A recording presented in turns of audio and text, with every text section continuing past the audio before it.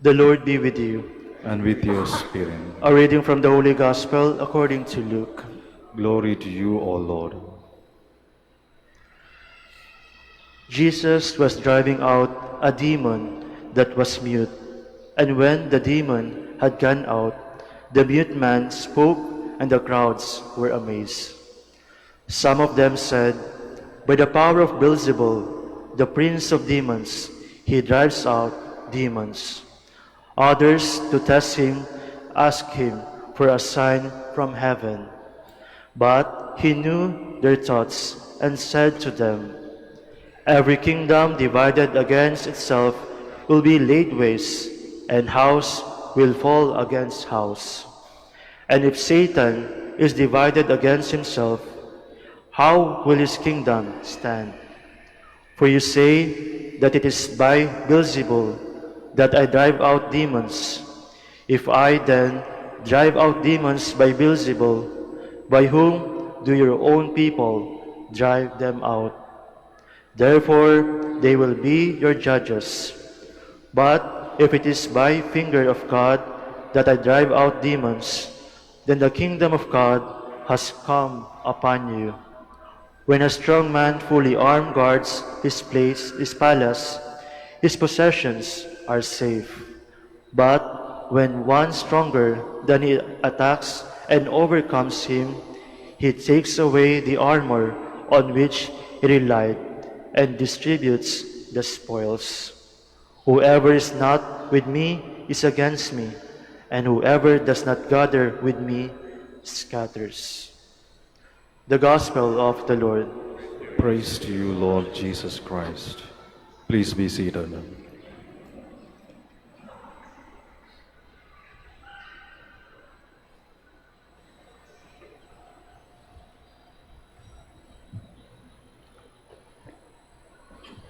Sa ating ebanghelyo, si Jesus ay gumawa ng mabuti, ngunit minasama pa.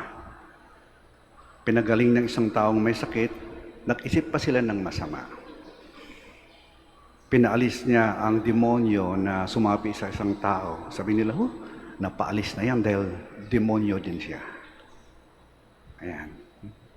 Isang nangyari din yan sa atin. Yung bang gumawa ka na ng mabuti, ay may masama pa ng iba.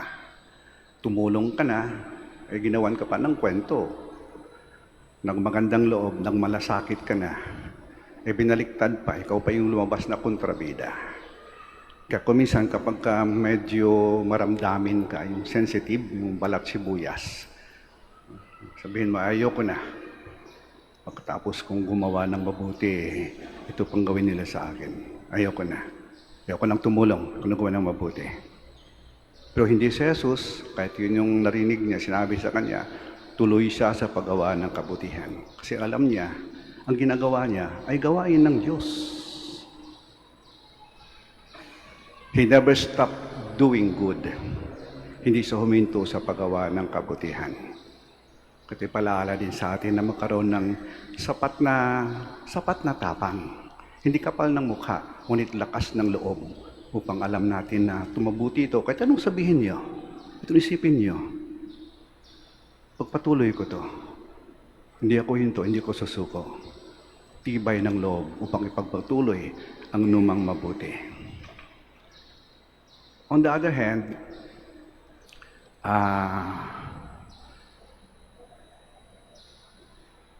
may mga tao na pupuna sa atin o may sinasabi tungkol sa atin, maring hindi yon dahil sa sila'y nagagalit o naiinggit. Maring dahil sila din ay nagmamalasakit. Kasi alam nilang tayo mabuting tao. Kaya pag nakita nilang hindi tama yung ginagawa natin, pinupuna tayo.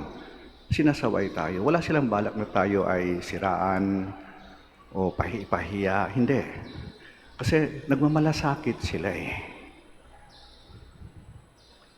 Hindi naman lahat ng ginagawa natin laging tama. Hindi naman tayo perpekto. May mga pagkukulang din tayo. Kaya kailangan din natin mga tao, yung mga taong tunay na may malasakit sa atin para palalahanan tayo. Mas gusto ko pang ako ay